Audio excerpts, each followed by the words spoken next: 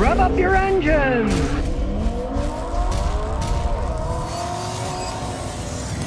Any Win says, Scotty, what do you think of 07 Tundra? 71,000 miles, it's 18K. Is it a good buy? Okay, they always go for a lot of money because they're well-made trucks. Sure, that's expensive, but those things can last basically forever. Guy down the street here, Mr. Mike, he's got one. He's got 350,000 miles on it, and he just went from Nashville to California to pick up a Cadillac. Then he had it on his big trailer behind the Tundra, drove it back over the mountains and everything, had no problems at all. And this is a truck that's had the heck beat out of it with 350,000 miles. So you can get a lot of life out of that Tundra still. I wouldn't pay that much myself because I'm too cheap, but still, you're not going to find one cheap. And it can last basically forever. James Haas says, what do you think of Lexus getting rid of the GS? Here is what I always say. What's in a name? They still make lots of great cars. If they change the names, doesn't mean anything to me. As long as they still make good luxury cars, I'll continue to tell people to buy them. If one day they start falling apart in their piles of junk, I'll tell people, well, they used to make them good, but now they don't. Just like I say about General Motors. They used to make them good in the 60s, but now they don't. Who knows? If I'm still around 50, 60 years from now, which I kind of doubt, I'll still continue to tell you the truth. I have no vested interest in anything except helping people out. No company pays me to say this or that. I get a lot of companies mad at me because they send me stuff and I say, you know, that's a pretty crappy tool. You know, I'm not going to say good things about it because it isn't very good. But if I do have a tool and it works good, I will tell people, hey, this is a pretty good tool, pretty good price. Or I might say something like, this is a fantastic tool, but it's overpriced. Or I might say, for a really cheap tool, this one's okay for what you get out. But I'm going to tell the truth. I have no vested interest other than telling people the truth. Malcolm Kennedy says, Scotty, do you recommend a Lexus GS 300H? No, I don't, because I don't like hybrid cars. Here I am, I'm telling you the truth. I like Lexuses, but I don't like hybrid Lexuses because old Scotty fixes them. And when they get older, they cost a fortune to fix. I had a customer with one, and they had to change the hybrid drive on it. $4,000, $5,000, $6,000. Just too much. They ended up getting rid of the car, trading it in. It ran good enough that they traded it in and got rid of it. If it had been just a normal one, it'd probably still be driving down the road. They'd be totally happy with it. I am not a fan of used hybrid cars, period. If you really want a hybrid car, buy a new one. Now, if you buy a Toyota, it might go 200,000 miles or more before it breaks. You get your money's worth. Or what you think you get your money's worth. But I want to get 300,000 or 400,000 miles myself because I'm cheap. So I would not buy a hybrid any car used with any kind of mileage on it, unless it was a phenomenal deal and it had less than 100,000. And if it was a Toyota product like Lexus, it still might last quite some time. Nicola 002 says, Scotty, do you suggest buying a Volkswagen Golf Mark 5 1.6 petrol engine 6-speed manual as the first car? I'm in Austria and there aren't many Hondas and Toyotas out there used. Yes, go right ahead.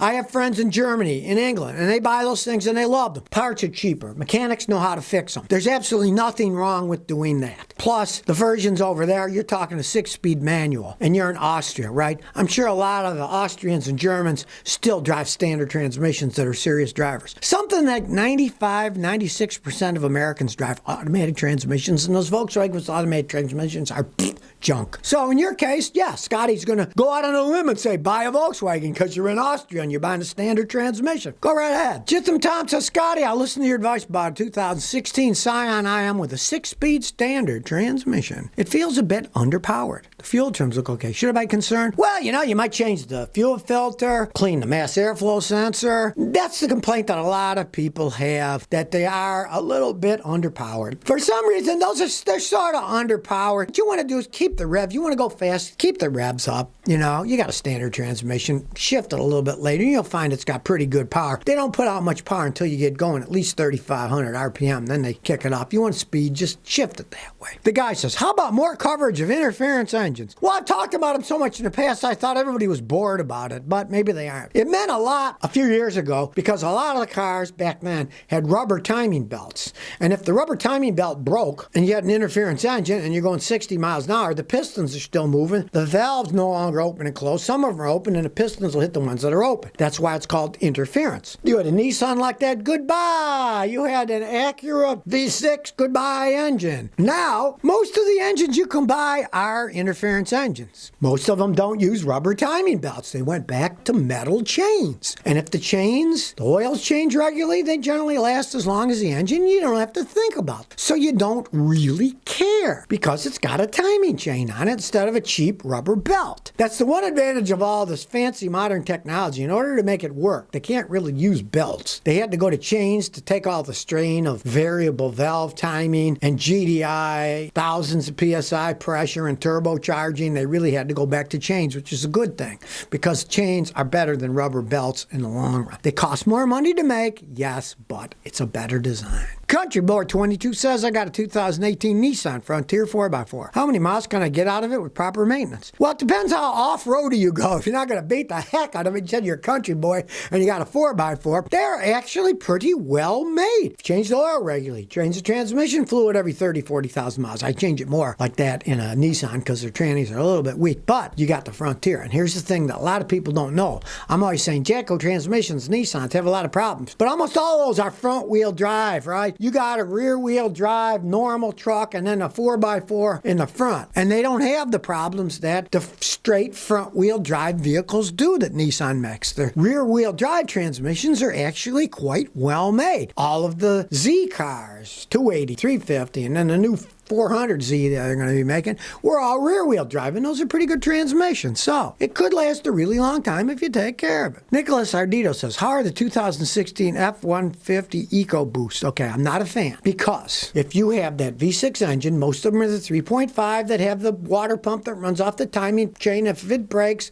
the engine goes and water gets in your oil, which ruins the engine, and then the timing chain will break, and then the pistons hit the valves, and you got all kinds of problems. Plus, it's got two turbochargers and GDI injection. They just wear out faster. I would go for a normally aspirated V6, or even better, a normally aspirated non-turbo, non-GDI V8 engine in one of those.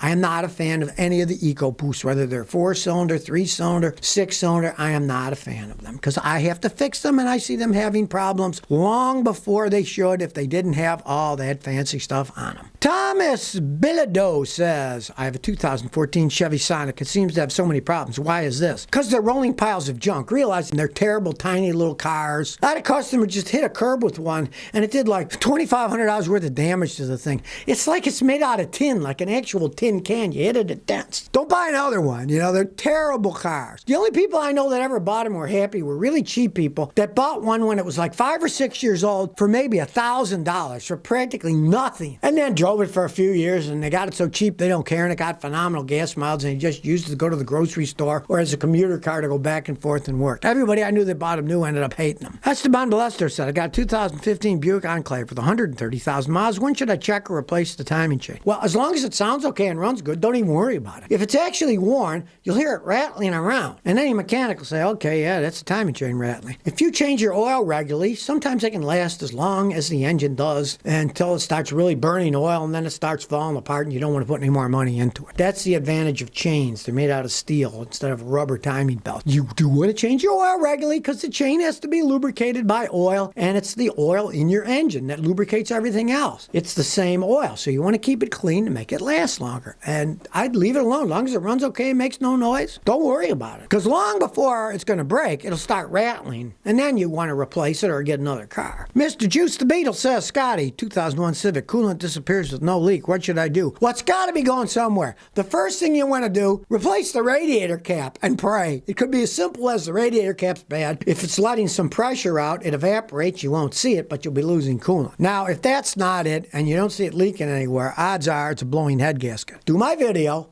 how to tell if your head gasket's blown. Don't trust anybody. Watch the video. You can buy a kit like that from Amazon on sale for as little as $30, and you can see if the blue liquid turns yellow, you know the head gasket's blown. If it's only starting to blow and it runs okay, you can try some of that Barr's head gasket leak that they sell at like AutoZone, and sometimes it'll seal it for years. But do the test first. Very simple test. Spend $30 for the kit, because if you go to a mechanic, they're probably going to charge you $150 to do the same thing. You watch the video, you'll see how easy it is to do. You can do it yourself for $30 for the kit. GS Alex says, Scotty, should I buy a Lexus CT 200H for Uber? If so, any year should I avoid it? I don't want a Prius. They're too ugly. As I've told many times, I'm not a fan of used hybrid cars. But if you get one with lower mileage, they are made for Uber because you're driving them all the time. They get phenomenal gas mileage. And of course, if you drive all the time long distances, highway driving is equivalent to about 10% city drive. So I have had customers buy hybrid Toyota products, either Lexus or Priuses, and they're at 300,000 miles using it for Uber, and they're still running perfectly fine, because that's a lot less than putting it over 20-year period of time, doing it in 2 or 3 or 4 years. They can take that. So if you don't get the Lexus, it's well made.